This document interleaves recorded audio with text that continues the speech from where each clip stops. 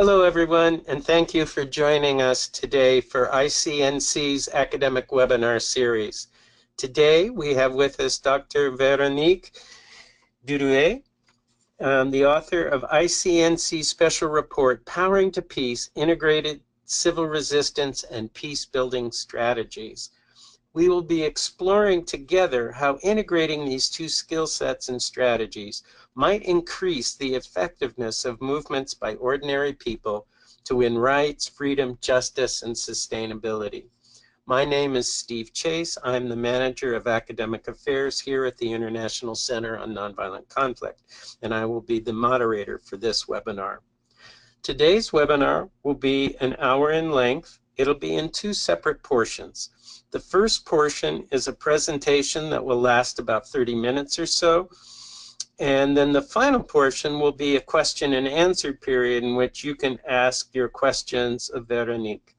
And I just want to say why we're not having video of the speakers is that since this is an international audience, we've found that the bandwidth that it takes to use the extra video is hard on some folks, and then it's just easier to get the information across. But I wanted to let you know because we understand that it makes it a little more personal when you can see the person speaking. Before we begin today's webinar, I'd like to draw your attention to our upcoming December 7th webinar by Dr. Stephen Zunis addressing the question of how can civil resistance work against violent coups. This webinar will be based on his forthcoming monograph from ICNC on this very important topic. You can find more information about this webinar by going to our webpage, www.nonviolent-conflict.org, and navigating to our webinars section in the menu. We would love to have you join us for this webinar as well. During the presentation, if you'd like to minimize your control panel, you can do so by clicking the little red arrow at the top of your screen that points inward. Don't worry about background noise during the webinar, as all participants are currently muted except for Véronique and myself, so this won't interfere with the audio quality. During the question and answer portion, there are two ways to ask a question. One way is that we would ask you to have your microphone or a telephone ready, and if you click the raise hand button, it's the small button with the hand icon on the side panel, and that will alert us that you have a question. I will then, when we get to the question and answer period, I might unmute you and encourage you to ask your question directly, and then I'll mute you again as Véronique answers. The other way to ask your question is by typing it into the questions panel at the right side of your screen. I will then read as many questions as possible during the Q&A portion of the webinar, and we'll see how much ground we can cover. If we don't get to your question, we will send them to Véronique after the webinar and ask her to reply to those in a written format, and we will post those to the web page along with the webinar recording. And with that, I'll provide just a brief introduction to Véronique while she gets her slideshow ready on her end. Dr. Véronique Dudouet, is a senior research and program director at the Berghof Foundation in Berlin.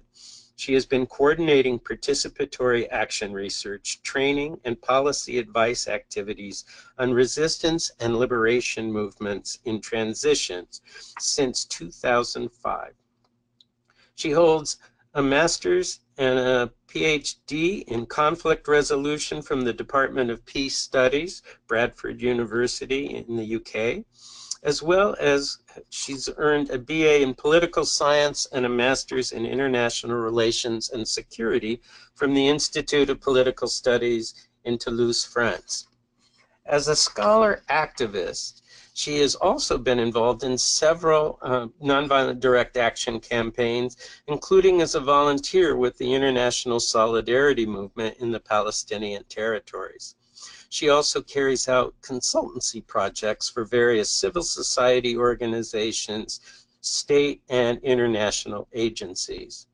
Besides numerous publications in the field of conflict transformation and peace building, she has published numerous book chapters and academic articles on nonviolent civil resistance, as well as a co-authored report with Howard Clark in 2009 for the European Parliament entitled Nonviolent Civic Action in Support of Human Rights and Democracy, and an edited book on civil resistance and conflict transformation, transitions from armed to nonviolent struggle.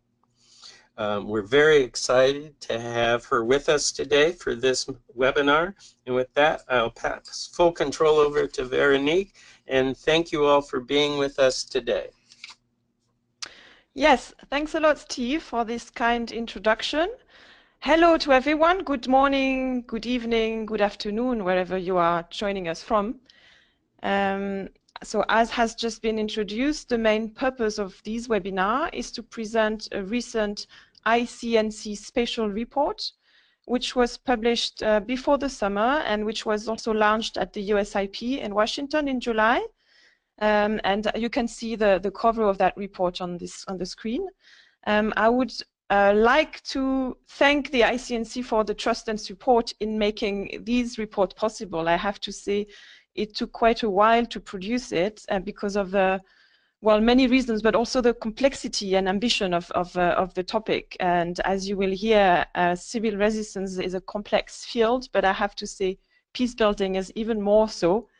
And bringing these together is a difficult endeavor, but I hope I have done these fields justice. And I will try not to be too theoretical in presenting the study. The first slide here is introducing you to the terminology which is used in the report. So it's looking at civil resistance and peace building as what I call the twin sides of conflict transformation. So the starting point, the analytical starting point for the report is to say that peace building and civil resistance represent distinct forms of conflict intervention, and they have some areas of overlap, as you can see in the middle.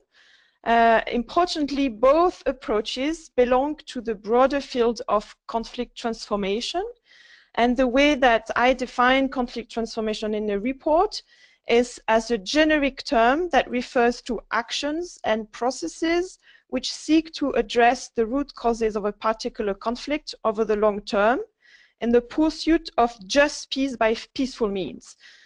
Conflict transformation aims to transform negative, destructive forms of conflict into positive and constructive forms of conflict. And finally, it aims to deal with the structural, the behavioral, and the attitudinal aspects of conflict. This topic of the intersection between peace building, civil resistance, and conflict transformation is actually very close to my heart. I have been myself looking at these interactions ever since my PhD research. As you can see at the bottom of this list of key sources, that was the PhD that I published back in 2005. And I have to say, I continue to engage and to work on the linkages and boundaries between these social fields through my research, but also through policy advice and through activism.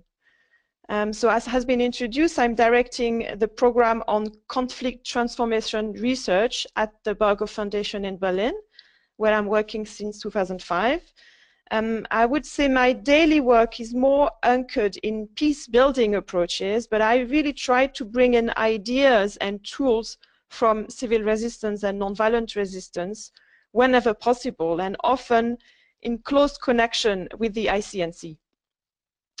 So I also wanted to stress that even though the announcement for this webinar presented my report as a groundbreaking piece of work, I would like to say that I don't think the ideas that are presented there are really groundbreaking. In fact, my aim was to repopularize the groundbreaking work that others have done before me. And you have on the screen a list of the scholar practitioners that have inspired this work, and they include people like Adam Curl, John Paul Lederach, Diana Francis, or Lisa Schurch. Interestingly, these are all scholar practitioners that come from the religious peace communities, Quakers or Mennonites. So coming from a principled school of peace building and nonviolent resistance. And these are people that have conceptualized this connection between peace building and civil resistance way before me. They've also developed training tools around this connection that they have used in their own work on conflict transformation. And I have used them as the main source of inspiration for my research. As you can see, these studies are quite old. They were published from 1971 until the early 2000s. And I would argue they have been largely forgotten or maybe neglected by contemporary scholars and practitioners that are evolving in both traditions. So the aim for me behind this report was to try and bring these people's work back to life and to enhance their currency by bringing in contemporary empirical examples that help to demonstrate the usefulness of thinking holistically about conflict transformation. Now, the next slide is presenting what I see as the main areas of similarities and differences between civil resistance and peace building. As I said already, the main similarities are linked to the fact that these two traditions both ascribed to the conflict transformation paradigm. On the one hand, their shared goal is just peace by peaceful means, so let's say just peace, peace with justice, or the positive peace as has been conceptualized by Johann Galtung. And they also shared methods that rest in the conviction that social change, political change is most effectively or most ethically achieved by peaceful methods or by unarmed methods. Now, there are also major areas of divergence and differences between civil resistance and peace building in terms of their ethical orientation or their theory of change, the specific sets of methods that they use to engage in a conflict, and also in terms of a primary locus or identity of the change agents. So starting with the ethical orientation towards the parties, civil resistance on the one hand focuses primarily on the struggle for justice, justice being defined as either equality or democracy or human rights, and therefore the focus is on the transformation of power relations in society to achieve justice. On the other hand, peace building is often described as attempts to take an impartial stance, or what we would describe in my organization as a multi-partial stance towards the conflict parties. And some peace building approaches, including international peace operations or peace missions, I would say even take a pro-stability or pro-state stance. So as you can see, the contrast here is quite strong. In terms of the conflict intervention methods, on the one hand, civil resistance focuses on what I call contentious extra-institutional methods of conflict intensification through nonviolent action, along the varied range of nonviolent techniques that have been documented by Jean Sharp and others. On the other hand, peace-building methods are quite diversified. What they have in common is that they focus on conflict mitigation techniques, from dialogue and negotiation to reconciliation work, but also institution building, structural reforms in the wake of violent conflicts. Finally, in terms of the agents of change that are leading either civil resistance work or peace-building work, one can look at the role of actors inside a conflict or outside of a conflict.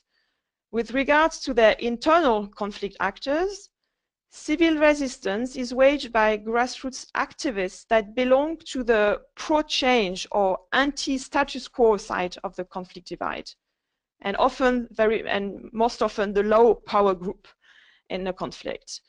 While peace-building actors focus, as I said, on conflict mitigation strategies that are conducted by either the conflict parties, so let's think about armed groups, governments, sitting at the negotiation table, engaging in dialogue, but it can also be undertaken by civil society leaders, for instance, as internal bridge builders between different communities.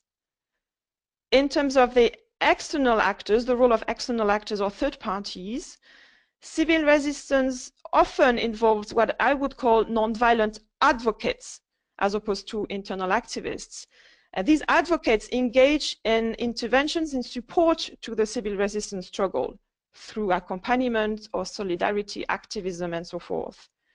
While in the peacebuilding tradition, third parties might be either external mediators or facilitators, but also, as I said before, international peace or peacekeeping or peacebuilding missions, etc.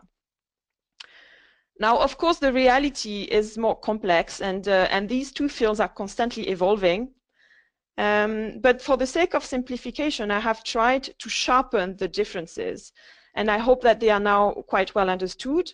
And now that everyone has in mind the areas of distinctions, I think it's now helpful to get to the next stage of identifying what are the areas of complementarity, so that when combined, these approaches can help to bring about just peace by peaceful means. Now the next slide is showing a diagram which I have used as the main reference for the main section, let's say the empirical part of the paper, which is a diagram that was designed by the Quaker scholar activist Adam Curl in 1971, but that I would say still very accurately reflects the main dynamics that are at play in asymmetric conflicts, or in what he calls unbalanced relationships. And it consists in 4 main stages of transition, which are the stages of latent conflict, overt conflict, conflict settlement, and sustainable peace. Now these stages, as you can see on the diagram, are characterized by different degrees of power imbalance between the parties, from unbalanced relations to balanced relations. Also, different levels of awareness by the parties about their conflict-related interests and needs, from low awareness to a high level of awareness.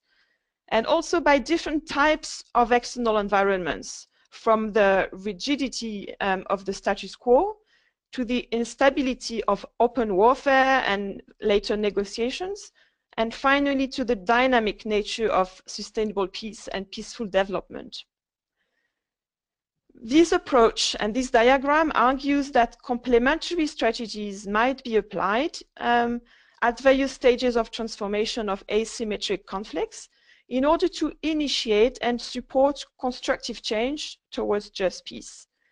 And I will now go into the 4 stages and use some illustrative examples to explain how, in which each of these stages, civil resistance strategies and peace-building strategies can come together and complement each other.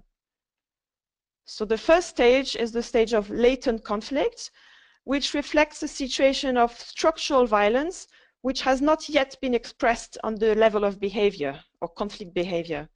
The relations between the parties are unbalanced and therefore unpeaceful, and they are also static, as I said before, because of the lack of awareness of the situation of injustice and inequality on the part of the actors. And therefore, in that stage, conflict transformation strategies are aimed to awaken conflict parties to the inherent structural contradictions that need to be addressed, while preventing this awakening from turning into violent mobilization. I would say that peace-building approaches have placed a lot of emphasis lately on the agenda of conflict prevention. There's been a number of UN global reviews on peace-building, on peace operations, on the fight against violent extremism, and all of these reviews are stressing the need to adopt a conflict prevention mindset. But I would say the focus on conflicts as opposed to violence prevention might be dangerous if it leads to the acceptance of highly inequitable relationships in the name of stability. And therefore, what I argue in the report is that civil resistance methods, such as community organizing, offer effective means for the awareness raising of marginalized or oppressed groups to develop their own awareness of the need to address and to restore equity, and to bring their acute collective grievances into the public realm. So there's a number of methods of nonviolent action, that can be used to mobilize, to increase consciousness and to broaden participation in civil resistance campaigns. And the example that I used to illustrate that concept of conscientization through nonviolent mobilization is the example of the 1955 Freedom Charter in South Africa. This is a document that came together through a process of thousands of volunteers being sent into townships and the countryside to collect what they called freedom demands from the people of South Africa. And these documents helped to awaken and to mobilize the black majority in South Africa. And I would say it played an instrumental role in inspiring 2 generations of liberation activists who mobilized partly and later on in the 80s, mainly through nonviolent struggle. Now, the second stage is a stage of overt conflict. And in that stage, the parties to the conflict have developed a high level of awareness of their conflicting interests and needs. The tensions which were previously covered up by the powerful or that were met with apathy, with resignation by the powerless, have risen to the surface. So for marginalized groups, this stage represents a stage of confrontation in the search for empowerment towards more equitable power relations. I would say peace-building options are quite limited during overt conflicts, and usually peace builders or mediators would wait for certain signs of what they call ripeness to be able to intervene. They would look for windows of opportunities, such as signs that the parties are becoming ready for some form of dialogue. So in that stage, where there is little space for peace-building options, civil resistance represents a necessary complement, and it embodies the prosecution of necessary conflicts through unarmed, non-violent means, through the various methods that I have named before, from methods of protest to methods of non-cooperation or methods of destructive or constructive non-violent intervention. I would say that civil resistance methods also contribute to peace building by preventing the escalation of the conflict into violent forms. Internally, training programs, training manuals stress the strategic importance of maintaining strict nonviolent disciplines and help campaigners to develop spoiler management strategies to prevent and to contain violent flanks and the violent episodes. Civil resistance cannot prevent violent state repression against activists, but I would say it represents a self-limiting conflict strategy and a potential deterrent for mass atrocities. And finally, civil resistance methods have also been used by communities in war-torn societies to oppose all forms and all sorts of violence, including repressive violence of the state, but also insurgency violence of armed opposition groups.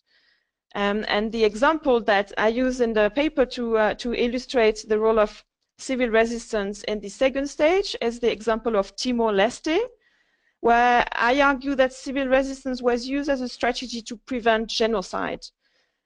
So there was a self-determination struggle in Timor-Leste that I would say took precedence over guerrilla insurgency tactics during the struggle and managed to break the cycle of violent escalation and brutal retaliation against unarmed civilians. The photo here represents a die-in action. I think that was in front of a cemetery, and that was in protest against massive massacres against protesters in the early 1991, I think in 1991. And later on, thanks to the maturity of civil resistance leaders who called on guerrillas to remain within their barracks, to not resist militarily, they managed to de-escalate tension and to prevent a civil war. And then this led to the referendum and an international force being brought in, and that ultimately granted the Timorese with their independence. Now, the third stage is the stage of conflict settlement. It is reached once confrontation results in a shifting of power relations towards greater balance, leading all sides to become ready to settle their incompatibilities through conciliatory techniques or problem-solving techniques, such as negotiation, dialogue and mediation. Both peacebuilding and civil resistance strategies remain of crucial importance at this stage, facilitating successful conflict settlement. On the one hand, civil resistance may be described as a catalyst for more balanced and inclusive dialogue. So in essence, through nonviolent empowerment, the marginalized or the underdogs increase their acceptability as a legitimate party in the conflict and also increase their range of bargaining options. Therefore, the gains that are made during the campaigns are legitimized at the negotiation table. Civil resistance also helps to bring about more inclusive conflict settlement forums by empowering a civil society voice that demands participation in the design of post-conflict peace-building scenarios. And here I used two examples. The first one was Women's Advocacy for Peace in Liberia. And I show how a group of Liberian women from Muslims and Christian organizations united to launch a nonviolent campaign for peace. And by waging massive protests, these women managed to force the government of Charles Taylor and the rebels to stop violence, to start negotiations, and to conclude these negotiations. They traveled to the negotiation site and they applied pressure on the factions during the peace process. The daring actions that they undertook brought about an agreement and put an end to a 14-year civil war. Now, the other example is the example of the combined roles of people power and peace negotiations in Nepal. The picture you can see on the screen comes from the nonviolent revolution that shook Nepal in April 2006. And that peaceful revolution achieved what 10 years of armed insurgency had failed to accomplish, which is the negotiation of a comprehensive peace accord that democratized and stabilized the country. This mass-based movement incentivized foreign backers of the autocratic monarchy to reinstall the parliament, to open a negotiation channel, and later on this led to the signing of a peace deal that put an end to the monarchy and established a democratic, secular and federal republic. So my argument here was that through mass-based nonviolent mobilization, the people of Nepal helped set the stage for a negotiation that would put an end to 10 years of armed struggle and to decades and centuries of oppressive governance by the monarchy. Now, I would say, on the other hand, in this third stage, peace-building methods represent a necessary complement to civil resistance because they help to transform polarized conflict scenarios. And conflicts that are characterized by a high degree of polarization of non-negotiable values like identity or basic human needs, the transformation of power relations through nonviolent resistance does not automatically translate into positive change towards justice or reconciliation. And therefore, dialogue is required to facilitate the articulation of legitimate needs and interests of all into fair, practical, and mutually acceptable solutions. My colleagues and I at the Berghof Foundation have conducted extensive work on inclusive negotiation formats, such as national dialogue processes, which are able to bring civil resistance activists to the table as key negotiators, and which are also well suited to assist the parties to identify what are the key social structures that need to be reformed for equitable relations to come about. So in the paper, I used two pairs of cases to show how nonviolent revolutions that are followed by inclusive dialogue spaces are more long-lasting than movements, revolutions that led to abrupt regime change. So the picture is from the National Dialogue in Tunisia, which was a forum that was set up by leaders of the successful civil resistance movements, a quartet that was formed by two major trade unions, the Human Rights League and the Tunisian Order of Lawyers. And these leaders initiated a national dialogue that enabled a participatory process of decision-making on what a pluralistic democratic roadmap for Tunisia might look like. Now I come to the last stage of sustainable peace, and this stage highlights the twin roles of peace building through institutionalization and civil resistance through sustained campaigning to promote and to protect what I call transformative peace building. So the idea here is that both peace building and civil resistance approaches to conflict transformation are required in order to help post-war societies or post-struggle societies to reach a genuine situation of positive peace, and to ensure that the institutionalization of social movements does not result in their co-optation by the state. On the one hand, institutional peace building is required to materialize the promises that were made to civil resistance activists and their negotiators through the implementation of reforms. And here I use the example of South Africa, where I argue that the institutions and mechanisms that were put in place in post-apartheid South Africa truly embodied and reflected the values and the practices of the civil resistance movement that transformed the country. And these include the 1996 Constitution, but also the 1996 Truth and Reconciliation Commission that became an international model for restorative justice. Some experts have argued that the TRC's memorialization efforts might have missed an opportunity to raise collective awareness and pride in the legacy of past civil resistance struggles. And instead, the focus on war crimes might have obscured the heroic acts of nonviolent resistance. So yes, these institutions represented a very inclusive way of institutionalizing the gains of civil resistance, but more could have been done in documenting the memory of these struggles. On the other hand, I argue that in post-war societies or in post-struggle societies, civil resistance remains necessary in order both to resist and oppose anti-emancipatory forms of peace building, what the critical peace building school has dubbed liberal peace building, but also to resist and protest incomplete or aborted processes of conflict transformation. So here I use two examples. The first one is the example of the campaign of Vente Vendosje in Kosovo.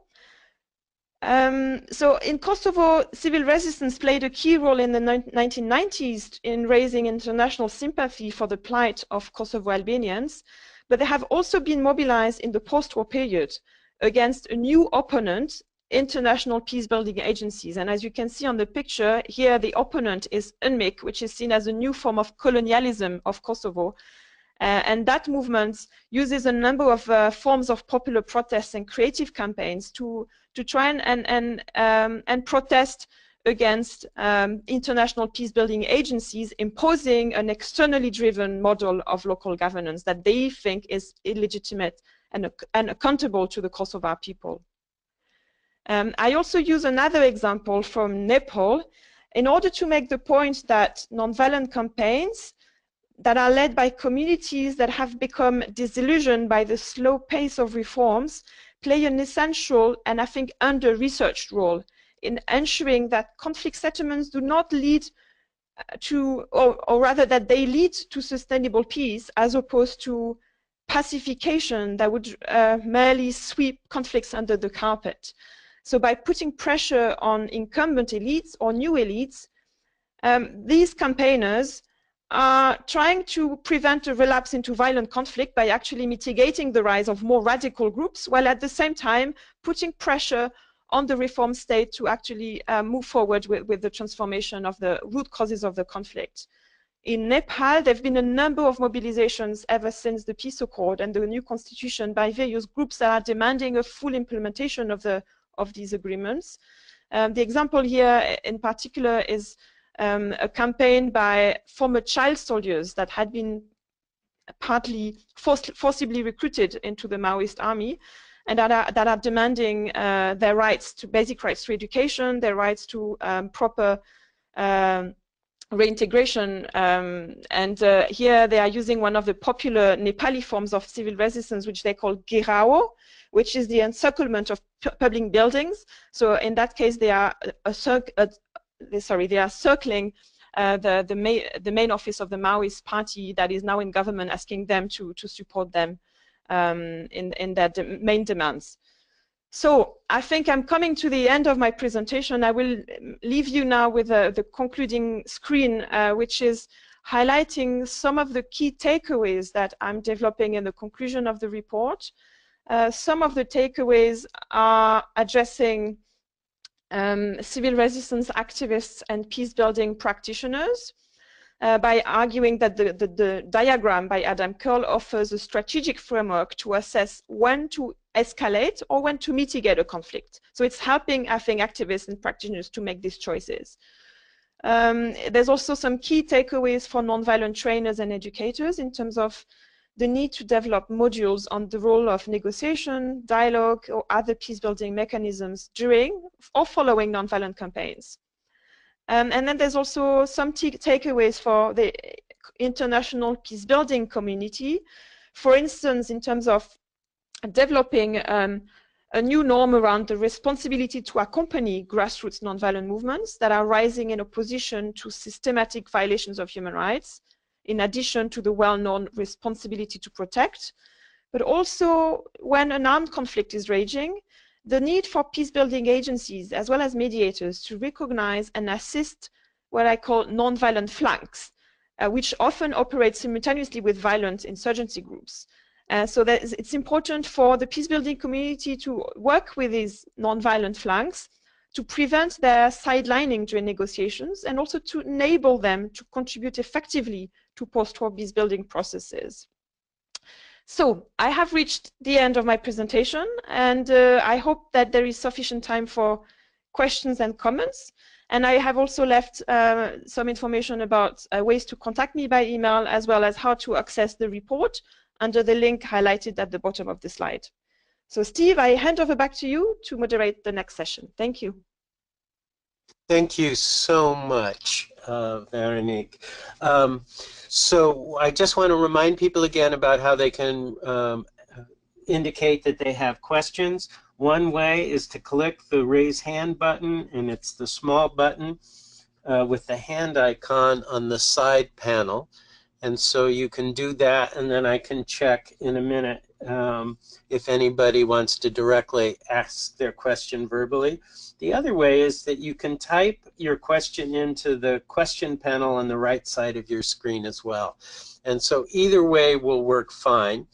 And so I'll give people a little time, but while I'm doing that, I think I wanted to pose a question myself to you, Véronique, which is, why do you think that sort of civil resistance practitioners and theorists and peace-building practitioners and theorists have so often seen themselves as kind of completely separate and maybe even contradictory to the other group's approach instead of complementary? What is sort of the history there of why there's sometimes been a disconnect and not sort of most people seeing, oh, this is an obvious point of integration?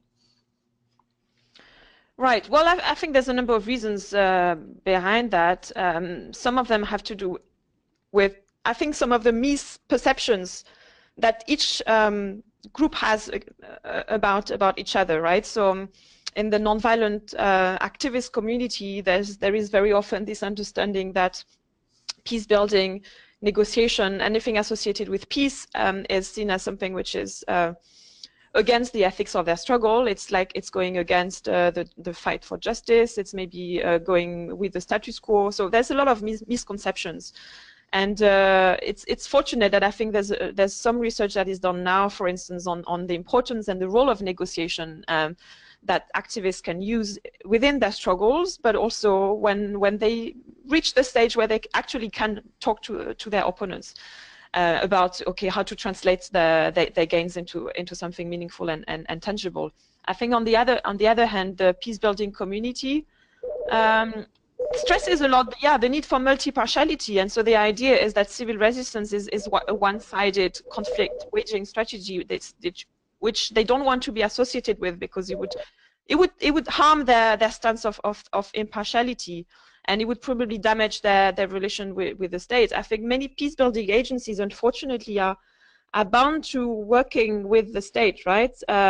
Because of having to respect the international boundaries and nation-state system and so forth. And so I think it naturally, prevents them from working alongside nonviolent activists. So that's just some of the factors contributing to that divide.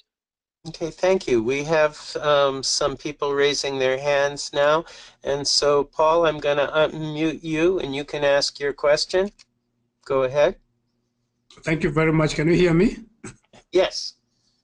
Okay, all right. So this is Paul Okumu. I'm in Nairobi, Kenya. And thank you much, Veronique. I think it's very refreshing listening to you. And earlier on in July, I was with the team at ICNC, so I was again able to just hear the other part. But I've got two specific questions for you. One is, it's increasingly difficult to resource nonviolent resistance, because on the one hand, they are seen as people working underground to quote overthrow a government. And so therefore not many philanthropists or even donors want to identify with them. Number two is that very quickly they get branded as terrorists or extremists, and that technically puts their life in danger. And then secondly is, if you look at the level of grassroots mobilization needed for you to have a civil resistance, it is demanding in terms of resources and time that typically it's very difficult to find grassroots bodies wherever able to do it. So I am wondering how to overcome that. The second question that I want to ask is, I listened to your presentation, and while I agree with you, I am wondering how much has changed in 2017. Because the kind of conflict we see in 2017 is no longer conflict of one or two parties. It's a multiplicity of conflicts, and I'll just give you of the challenge that is facing us in one of the African countries in East Africa, where you have got foreign governments involved, you have got corporations involved, and the people that are involved in the conflict are nothing more than pawns of part of a very, very global agenda. How do you start dealing with two people when in reality, those people are typically a representation of a much more larger complex conflict, for which even the citizens alone may not be able to manage? Thank you. Right, thanks, Paul. These are really challenging and difficult questions. You're pointing to some of the obvious weaknesses, I think. In terms of the difficulty to resource nonviolent conflict, I completely agree with you, and I'm sure Steve from ICNC will also have some ideas as to the kind of challenges organizations like ICNC are facing, where they're trying to raise international donors' interest in funding this type of work. There's a report that I worked on earlier this year that was looking at how donor governments are trying to implement this goal of inclusive political settlements, which is part of the New Deal that they have agreed to support, and how actually inclusivity is always understood in a very, very narrow way in terms of just a few civil society urban-based groups, etc., and how let's say the grassroots plus the opposition civil society is as neglected as it used to be, and I think that the work that ICNC and others are doing is trying to see within the international donor community which are actors that might be more likely to be interested in this type of work. I mean, I know, for instance, that ICNC has tried to work with the Community of Democracies, which are these international interstate bodies that are supposed to work on issues around human rights and democracy, and maybe these might be more, I think, convincible about the need to work with nonviolent resistance movements, as opposed to more strictly peace-building donors, I would say. in terms of the world having changed, and as I think you completely rightly say, conflicts these days are no longer about 2 or 3 parties, or let's say the underdog versus the powerful state. And these definitely has to be taken into consideration by activists when they map conflict parties, interested bodies, and what their interests are, and find ways of also addressing these constellation of actors and their tactics. I mean, I'm afraid that I don't have a really good answer for now on that, and I'm hoping Steve might be able to come to my rescue.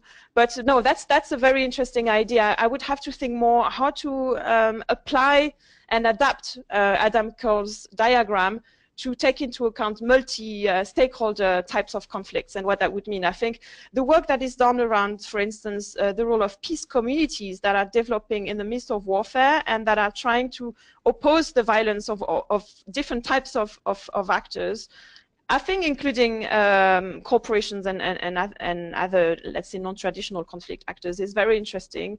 And I've seen in the scholarly world more and more interest in looking at the role of these types of non-violent communities in the midst of warfare, not only in places like Colombia, where there's a lot of research, but also in places like Syria or like Myanmar or like Mindanao, etc. So maybe that's one direction that is interesting to look into. Thank you, Véronique. I have just a little bit to add, which is on this question between sort of going up against a movement going up against sort of a single opposition or power holders in the status quo. That is sort of where civil resistance began as a field of action and also a field of study. But we're realizing that that is one kind of conflict that has been sort of well studied and several successes made, but that there are the nature of different types of conflict we're still sort of figuring out by trial and error and various research that's beginning on that. One thing that I could mention that ICNC has supported is that there's a book that we supported called the 3rd edition of A Diplomat's Handbook for Democracy Development Support.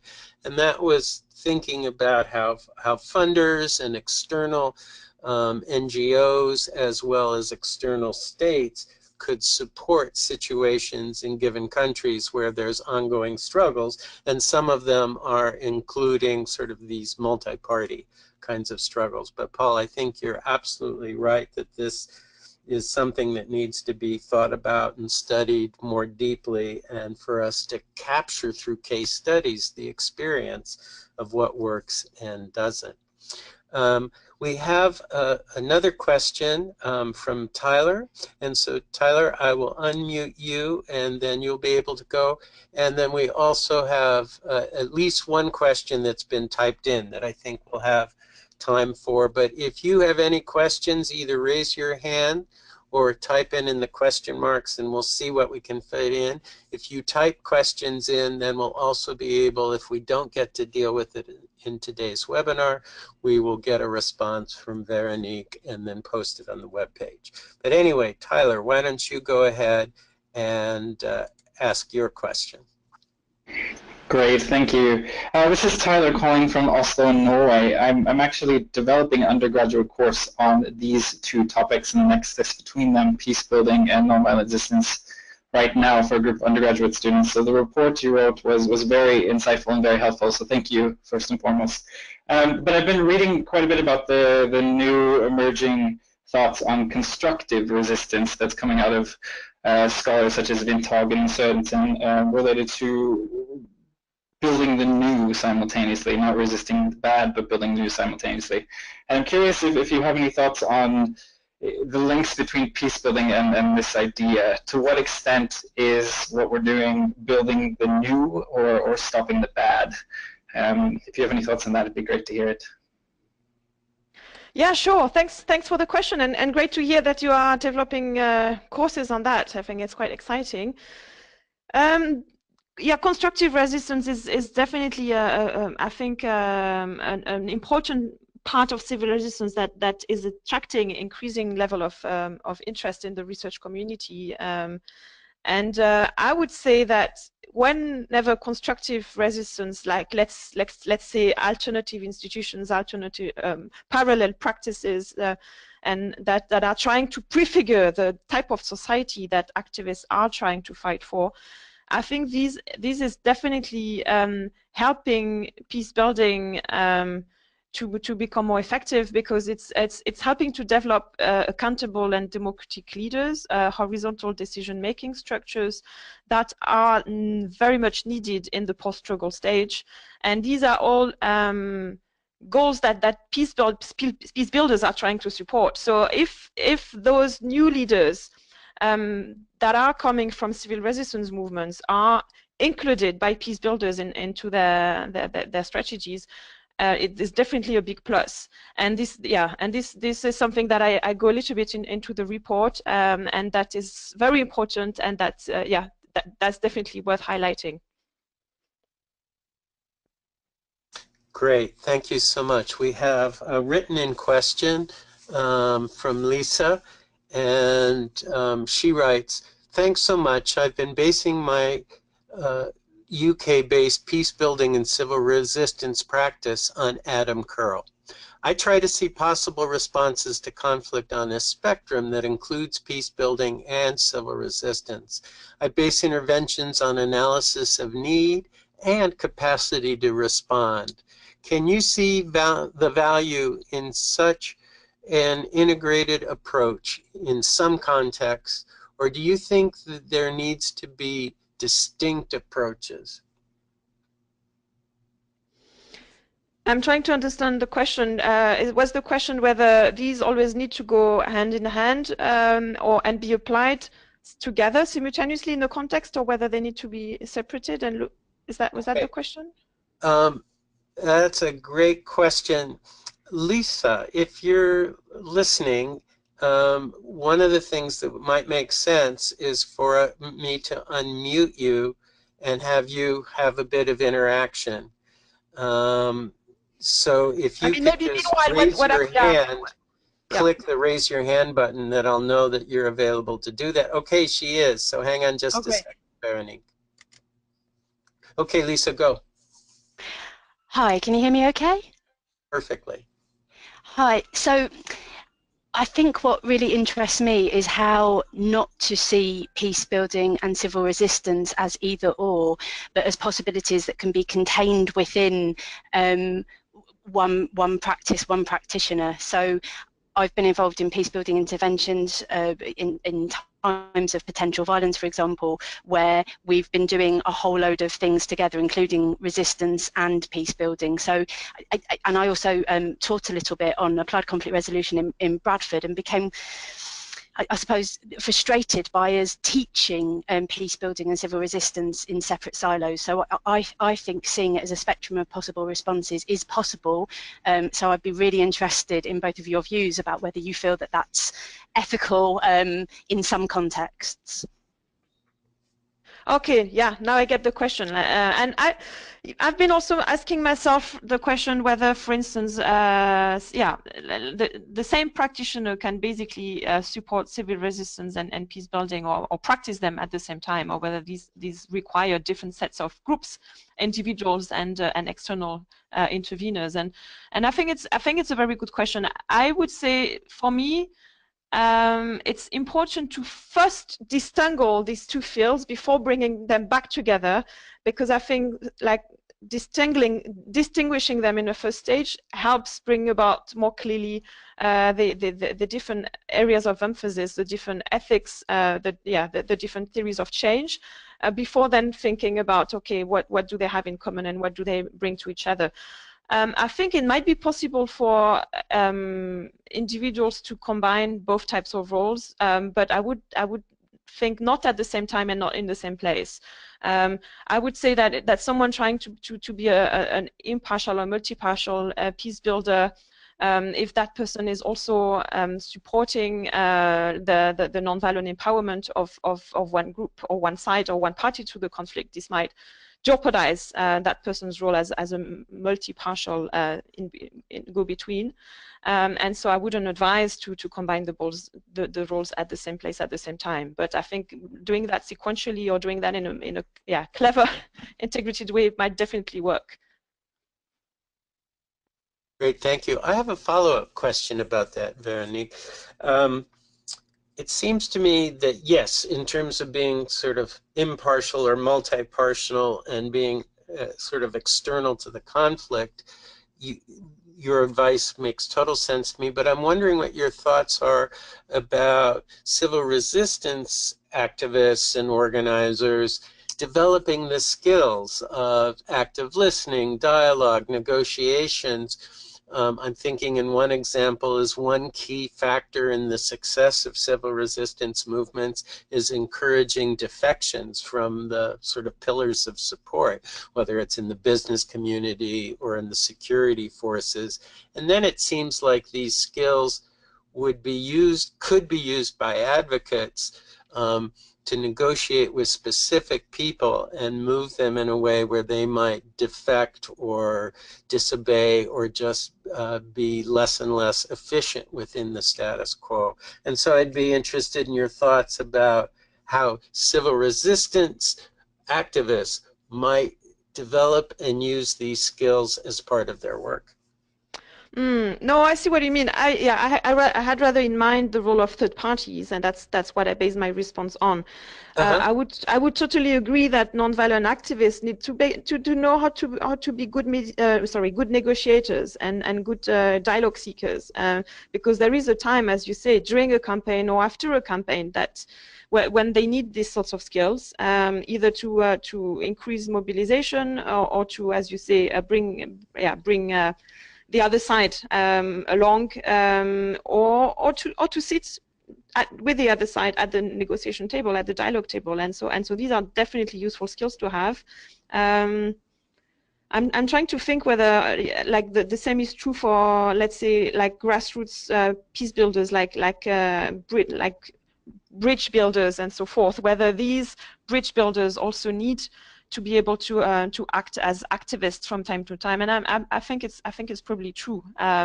It's interesting when I looked at the theories around both fields, I realized that there's some experts or scholars that would say nonviolent resistance is a sub-element of peace building, and probably people like John-Paul Lederach or Lisa Schurch would agree with that approach. And on the other hand, there are others who would say, well, peace building is a sub-element of civil resistance, especially if one thinks of the more principled approach to civil resistance, where win-win solutions and the appeals to the other side in the spirit of Martin Luther King and Gandhi. They would say, for us, peace building and conflict resolution is very much part of civil resistance. So again, I think for the sake of simplicity, I couldn't give justice to these very nuanced definitions that many activists and practitioners have. Thank you so much. We're at time, and I just want to thank you for preparing this and taking the time, and I want to thank everybody who joined the webinar. We will have it recorded, and we'll put it up on our website probably within a few days to a week at max. And if you know of people who would be interested in this, feel free to send the link to them, and you can also review it there. I just want to say for people who are on the call, as we end this webinar, you'll have a chance to fill out a survey about what worked for you, what were sort of further questions or lessons learned. And it doesn't take very long, but we hope that you will take the time to do that. I think that's it. I just want to thank everybody for attending, and we very much appreciate your interest in civil resistance and peace building. Take care, everyone. Bye-bye.